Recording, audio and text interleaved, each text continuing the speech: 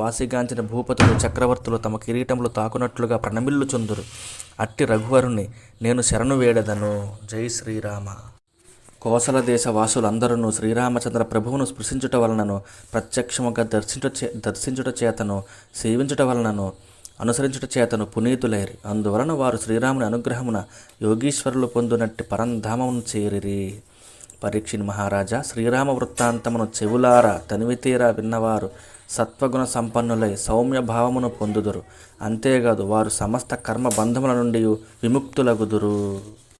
పరీక్షిణ్ మహారాజు అడిగెను, మహాత్ముడైన శ్రీరామచంద్రుడు స్వయముగా తన సోదరుల ఎడ ఎట్లు మసులుకొనుచుండెడివాడు? భరతాది సోదరులు, అయోధ్య పురవాసులు, కోశల దేశ ప్రజలు ఆ ప్రభువునెడ ఎట్లు ప్రవర్తించుచుండెడివారు? శ్రీ శుకుడు నుడివెను, శ్రీరామచంద్రుడు పట్టాభిషిక్తుడైన పిమ్మట తన ఆజ్ఞానువర్తులైన సోదరులను దిగ్విజయ యాత్రకై ఆదేశించెను. ఆ ప్రభువు తన ప్రజలందరికీ ఆత్మీయతతో దర్శనమిచ్చుచుండెడివాడు. అనుచరులతో గూడి పురమును పౌరులను రక్షించుచుండెడివాడు. ఆ ప్రభువు పాలన కొనసాగుచున్నప్పుడు వీధులన్నీయును సుగంధ జలములతో మదపుటేనుగుల మద జలములతో తడుపబడుచుండెను. శ్రీరాముడు ప్రభువకుటతో ఆ నగరమంతయును పౌరులు అందరూ మిగుల సంతోషముతో పరవశించిపోవుచుండిరి. రాజసౌధములు, పురద్వారములు, సభాభవనములు, చైత్యములు, పౌరగృహములు మొదలగు వాటిపై స్థాపితములైన బంగారు కలశములు తలతల మెరియుచుండెను. ధ్వజపతాకముల రెపరెపలతో ఆ నగర శోభ ఇనుమడించుచుండెను.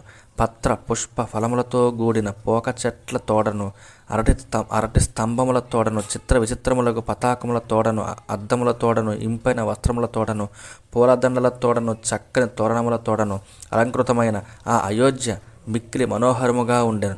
నగరవాసులు వివిధములకు కానుకలను తీసుకొని రాముని సమీపించుచుండిరి. వారు ఆ ప్రభువునకు శుభములను పలుకుచు, ఓ దేవా, పూర్వము నీవు వరాహావతారమున ఈ భూమండలమును ఉద్ధరించిన మహానుభావుడవు, ఇప్పుడు దీనిని నీవే పరిపాలింపుము అని ప్రార్థించుచుండిరి. శ్రీరాముని దర్శనమునకై అచటి ప్రజలు మిక్కిలి కుతూహలముతో వివిళ్ళూరుచుండిరి. చాలా కాలమునకు పిమ్మట తమ చెంతకు వచ్చుచున్న ఆ ప్రభువును దర్శించుటకు ఉబలాట పడుచు స్త్రీ పురుషులందరూ పరుగు పరుగున ఇండ్ల నుండి బయటికి వచ్చిరి. కొందరు తమ గృహముల పైభాగములకు చేరిరి. ఆ కమలాక్షిని చూచినంతనే వారు ఆ స్వామిపై పూలవర్షమును కురిపించిరి. ఆ దివ్య మంగళమూర్తిని ఎంతగా దర్శించినను వారి కన్నుల కరువు తీరకుండెను. ఈ విధముగా ప్రజలకు దర్శనమిచ్చిన అనంతరము ఆ మహాత్ముడు తన రాజభవనమున ప్రవేశించెను. ఆ వంశమునకు చెందిన ఇక్ష్వాకు ప్రభృతి పూర్వ మహారాజులందరూ ఆ సౌధమును సేవించియుండిరి.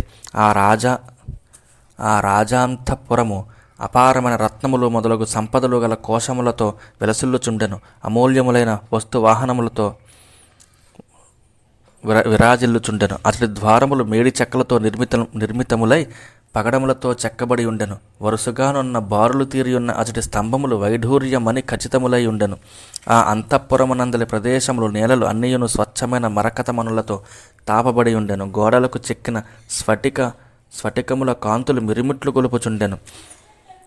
చిత్ర విచిత్రములైన పూల మాలలతోడను, పతాకములతోడను, మనుల కాంతులతో విరాజిల్లుచున్న వస్త్రములతోడను, కాంతి పుంజమును విరజిమ్ముచున్న ముత్యాలతోడను ఆ అంతఃపురము కనువిందు గావిచ్చుచుండెను. ఇంకనూ అది మనోహరమైన భోగ సామాగ్రితో శోభిల్లుచుండెను.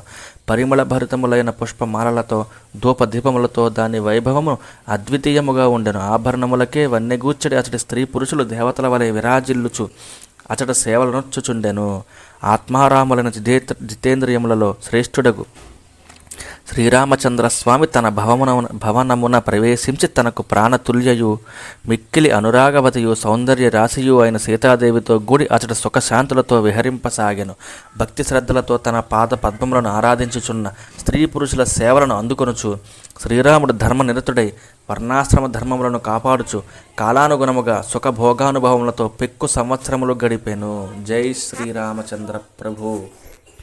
శ్రీమద్భాగవతము 9వ స్కంధము 12వ అధ్యాయము. ఇక్ష్వాకు వంశమున మిగిలిన రాజుల వృత్తాంతములు. శ్రీ శుకుడు వచించెను, పరీక్షిణ్ మహారాజా, కుశుని కుమారుని పేరు అతిథి. అతని సుతుడు నిషధుడు, నిషధుని పుత్రుడు నభుడు, అతని తనయుడు పొండరీకుడు, పొండరీకుని సూనుడు క్షేమధన్వుడు, అతని తనూజుడు దేవానీకుడు, దేవానీకుని పుత్రుడు అనీహుడు, అతని కుమారుడు పార్యాత్రుడు, పార్యాత్రుని పుత్రుడు పలస్థలుడు, అతనికి సూర్యాంశమున వజ్రనాభుడు జన్మించెను. వజ్రనాభుని వలన కలిగినవాడు ఖగనుడు. అతనికి పుట్టినవాడు విధృతి. విధృతి తనయుడు హిరణ్యనాభుడు. అతడు జైమిని మహర్షికి శిష్యుడై యోగాచార్యుడయ్యను. కోశల దేశవాసి అయిన యాజ్ఞవల్క్య మహర్షి హిరణ్యనాభునకు శిష్యుడై ఆధ్యాత్మ యోగమును అధ్యయనము చేసెను. ఈ యోగము భోగవాసనా రూపమగు హృదయ గ్రంథిని ఛేదించునట్టిది.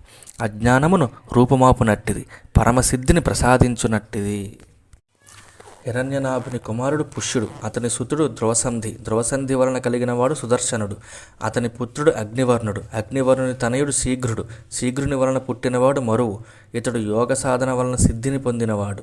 ఇప్పటికినీ ఇతడు కలాప గ్రామమును ఆశ్రయించి నివసించుచున్నాడు. కలియుగాంతమున సూర్యవంశము నష్టము కాగా ఇతని వలన వృద్ధి పొందిన పుత్ర పౌత్ర పరంపరతో అది మరల ఉత్తేజితమగును. ఆ మరువు వలన ప్రసుశ్రుతుడు పుట్టెను. అతని వలన కలిగినవాడు సంధి. సంధి యొక్క తనయుడు అమర్షణుడు. అమర్షణుని సుతుడు మహస్వంతుడు. అతని పుత్రుడు విశ్వసాహ్వుడు. విశ్వసాహ్వుని తనూజుడు ప్రసేనజిత్తు. అతని వలన జన్మించినవాడు తక్షకుడు. అతని కుమారుడు బృహద్బలుడు. రాజా, ఈ బృహద్బలుడు నీ తండ్రియగు అభిమన్యుని చేతిలో మరణించెను. పరీక్షిని మహారాజా, ఇక్ష్వాకు వంశమున ఇంతవరకును వర్ధిల్లిన మహారాజులను గూర్చి నీకు వివరించితిని. ఇంకా రాబో వారిని గురించి తెలిపెదను వినుము. బృహద్బలునకు కలగనున్న పుత్రుడు బృహద్రనుడు. అతని తనయుడు ఉరుక్రియుడు, ఉరుక్షుతుడు. ఈ ఉరుక్రియుని తనూజుడు వత్సప్రీతుడు. అతని కుమారుడు ప్రతివ్యోముడు. ఈ ప్రతివ్యోముని పుత్రుడు భానువు. భానుని కుమారుడు దివాకుడు. ఇతడు అపారమైన సేనకు అధిపతి. దివాకుని తనయుడు సహదేవుడు. అతడు గొప్ప వీరుడు. సహదేవుని వలన కలిగినవాడు బృహదశ్వుడు. అతని సుతుడు భానుమంతుడు. భానుమంతునకు పుట్టినవాడు ప్రతీకాశుడు. అతని కుమారుడు సుప్రతీకుడు. సుప్రతీకుని తనూజుడు మరుదేవుడు. అతని వలన కలిగిడివాడు సునక్షత్రుడు. అతని సుతుడు పుష్కరుడు. పుష్కరుని పుత్రుడు అంతరిక్షుడు. అతని కుమారుడు సుతపుడు. అతని సూనుడు అమిత్రజిత్తు. అమిత్రజిత్తు యొక్క తనయుడు బృహదరాజుడు. అతని కుమారుడు బర్హి కొడుకు కృతంజయుడు. కృతంజయుని తనయుడు రణంజయుడు. అతని వలన కలిగిడివాడు సంజయుడు. అతని తనయుడు శాక్యుడు. శాక్యుని సుతుడు శుద్ధోదుడు. అతని వలన పుట్టిడివాడు లాంగలుడు. లాంగలుని తనయుడు స్మృతుడు. అతని తనూజుడు ప్రసేనజిత్తు. అతని కుమారుడు క్షుద్రకుడు. క్షుద్రకుని కొడుకు రణకుడు. అతని సుతుడు సురధుడు. సురధుని తనయుడు సుమిత్రుడు. అతడు ఆ వంశమునకు చివరివాడగును. బృహద్బలునకు పిమ్మట ఆ వంశము ఇట్లు వర్ధిల్లును. ఇక్ష్వాకు వంశజుల పరంపర సుమిత్రునితో ముగియును. ఏలనన సుమిత్రుడు రాజకుడితో కలియుగమున ఆ వంశము పరిసమాప్తమగును. జై శ్రీహరి.